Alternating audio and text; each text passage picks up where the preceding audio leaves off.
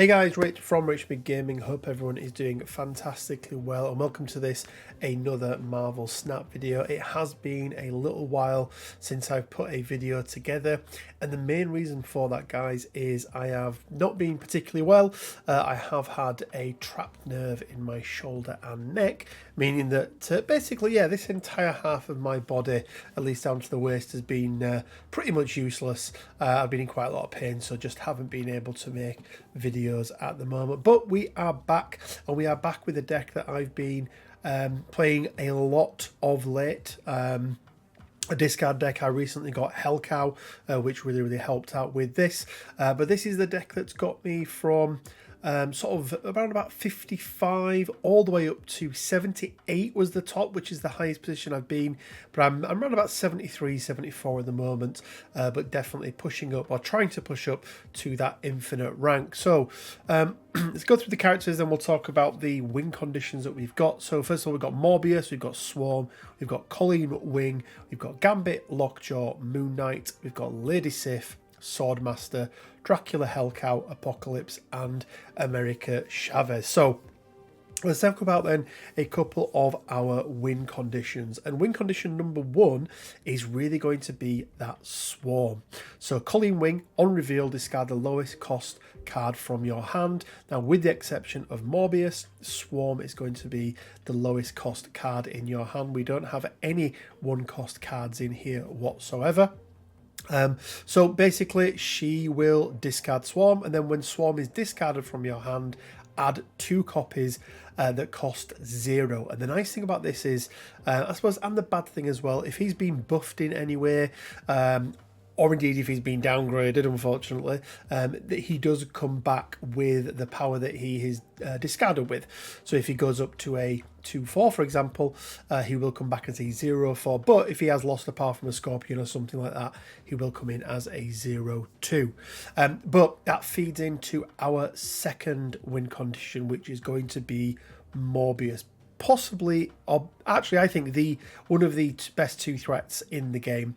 Ongoing, +2 power for each time you discarded a card this game. And if you look, we have got Colleen, who can discard 1, Gambit, who can discard 1, Moon Knight, who can discard 1, Lady Sif, who can discard 1, but, and this is important, always takes the highest cost card, and we'll go into that in a second. Swordmaster, who can discard, Dracula, who's going to discard, but again, we'll come back into him as well. And then Hellcow, who discards 2.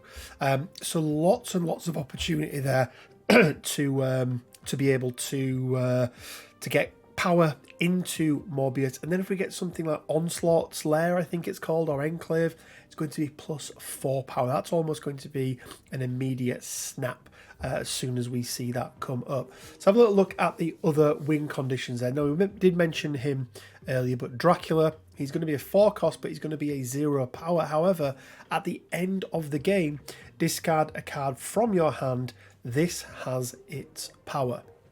Now, what's nice about this is you can put Dracula in, I think it's Jotunheim, where the Frost Giants live. I think it's Jotunheim, where you lose a power return and it's not going to be affected. He can't be taken out by Shang-Chi, because guess what? He doesn't get this power until the very end of the game. So even if they put Shang-Chi down, and even if they activate second, it's still not going to make a difference. Now, the ideal scenario here is we get Apocalypse up to as much power as possible. So when you discard this from your hand, put it back with +4 power. And that's why Hellcow is really nice, because what I do want to go into, or the ideal setup, is that we've got Dracula out there on turn 6 already. Going into turn 6 then, we've got Apocalypse in hand, America Chavez is always going to come into hand, and we've got Hellcow, so we can guarantee that we're going to get America Chavez out of the way. And we're going to be able to destroy Apocalypse, discard Apocalypse, who can then be discarded again by Dracula. Or even, forget Hellcow for a second, but we want to end up with our last 2 cards being Apocalypse and Chavez. You can play Chavez as a 6/9, knowing that Dracula is going to get, at the very worst, a 12 power, so 4 for 12, which is super good. We've also got some other really nice combos here in as well. So we've got Lockjaw in there, so we can potentially get multiple turns and multiple discards from the same character. So we put Lockjaw down, let's say we put a Colleen Wing down, she will play, and then Lockjaw will swap her with somebody else in your deck. So you could pull a Chavez, which is quite nice, getting a Chavez for 2. But she's going to, you know, take out the Swarm, for example, and then you might get a Gambit come back in, or you might pull your Morbius. So just giving you more and more potential to pull the cards that you want. Anyway, that is enough talking. Let's jump into 3 games just to show you how this deck worked. But before we do, quick reminder that we do have the giveaway happening this season. I think there's 1 week left of the Wakandan season.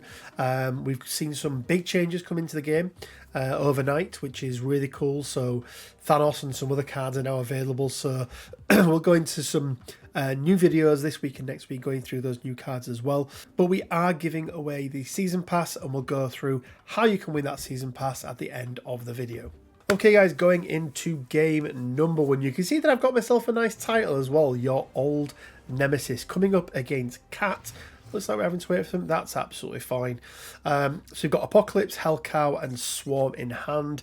Central Park is not great for us, but we've also picked up Gambit as well. Let's see what we have in the middle location here, because we have no way of being able to get rid of these, and it does take up potentially valuable space for us. But let's see what we end up with. Just waiting for Cat. So yeah, not a bad starting hand. You know, having Apocalypse in there is always nice. Having Hellcow is always quite nice as well.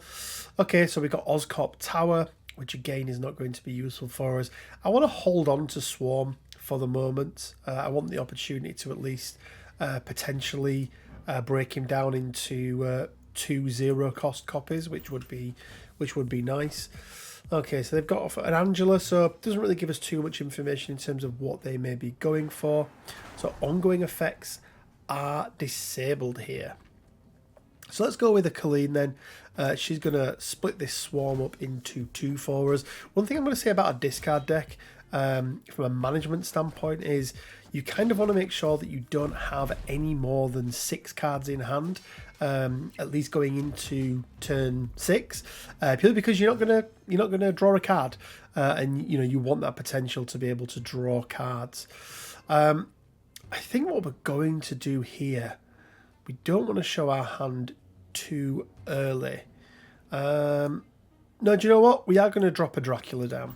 We've got an Apocalypse in hand. We've got a Lockjaw. Okay, so they're going with Storm.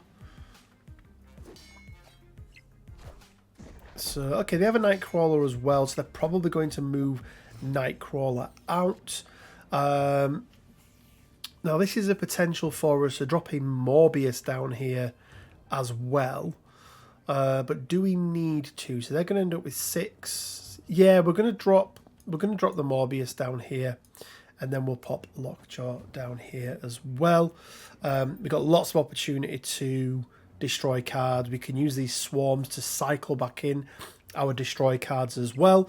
Hopefully getting rid of the Apocalypse a couple of times whilst boosting up that Morbius as well. So Chavez comes in here. So I think what we're going to do here, quite simple and straightforward. We're going to drop the 2 Storms. Drop the 2 Swarms even. And then it's a case of, do we go Apocalypse or do we go America Chavez? And I think what we're going to do here is drop the Hellcow down. We're going to hope that we trigger a Lady Sif or a Swordmaster or something like that. We're going to power up that Morbius. Hopefully be left with just Apocalypse, and hopefully get enough power in the middle here as well. But let's see what we end up with. Definitely not a snap situation. Okay, so they're confident. They think they've won this. So good. That's a good start. We get rid of Gambit there. So you know Dracula Cat into him. Okay, perfect.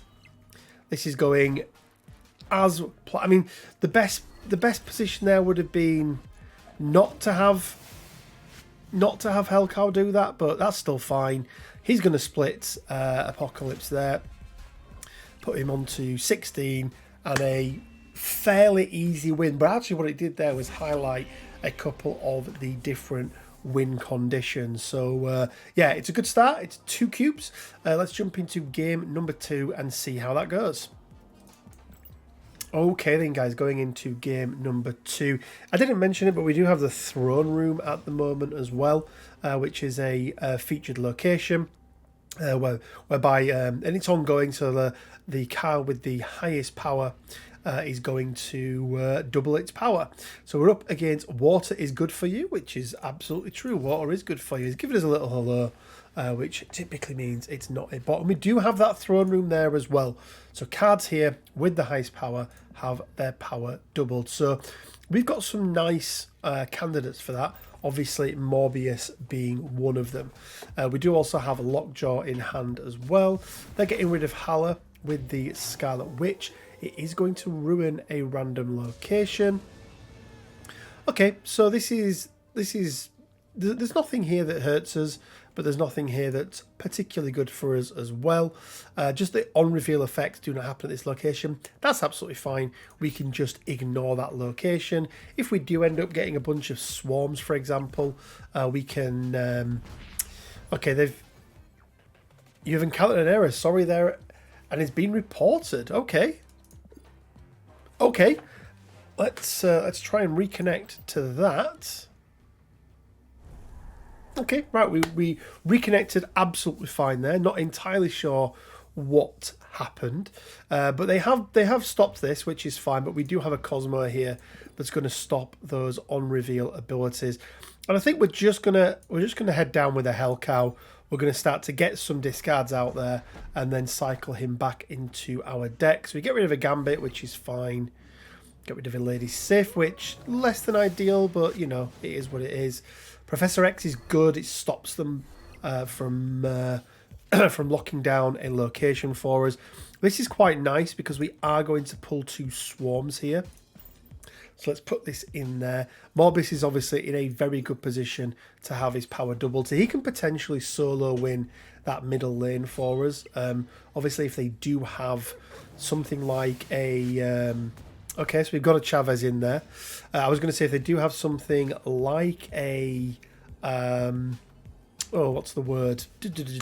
Shang-Chi. That could hurt a little bit. I think the best shout for us here is... I think what we probably do is go Hell Cow here. I don't think 6 in this location is going to be enough. He's going to destroy these 2. And the reason I want him to destroy the 2, can they get more than 8 power into the middle here? Let's do this, I think. Let's go like this. And let's see if this 6 is enough for us to win this location here. Okay, so we've won the middle. I actually think this is a win, guys. I think this is a W. Because he's going to snap there, and then Hell Cow won't do it again. Nothing in the middle for them to win. So, yeah, okay. Little hiccup, interrupt in the middle there. But, yeah, it's another win.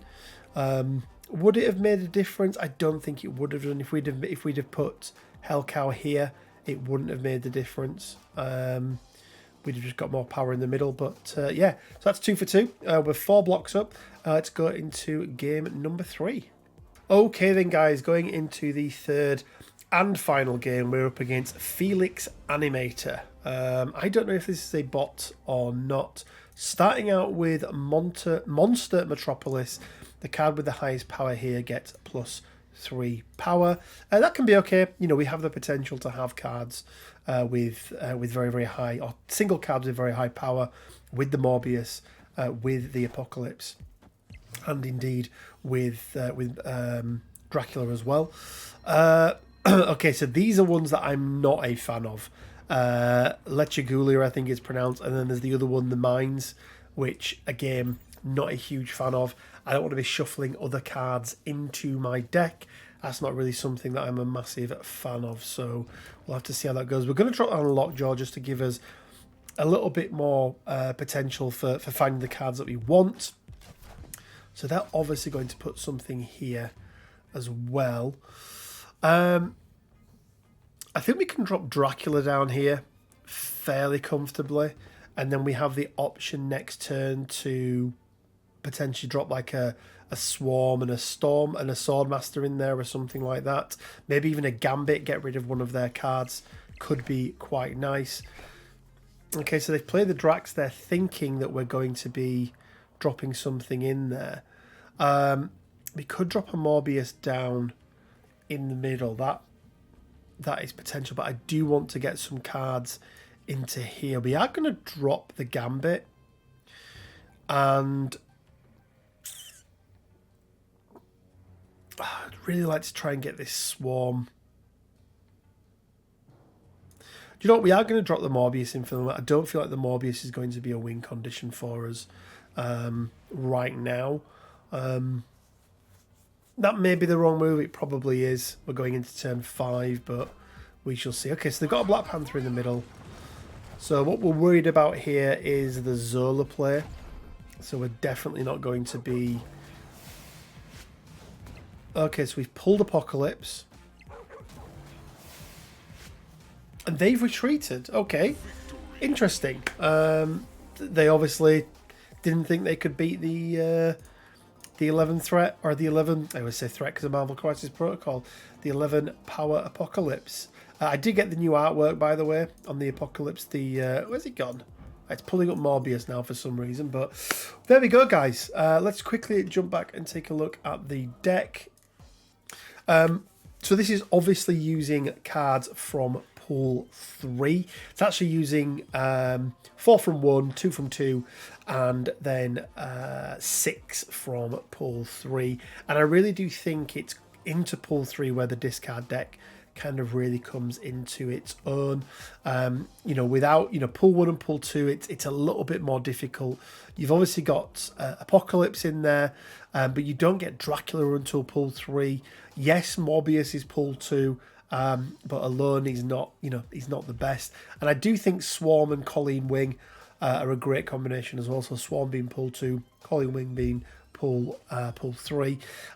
People have asked me, like, you know, why you're not using Blade. There's a couple of others, but I just don't like Blade. I think I've seen it so many times where I would rather wait and see, and I'm becoming I have the opinion now that actually waiting turn 1, very rare now that turn 1 I will actually play a card.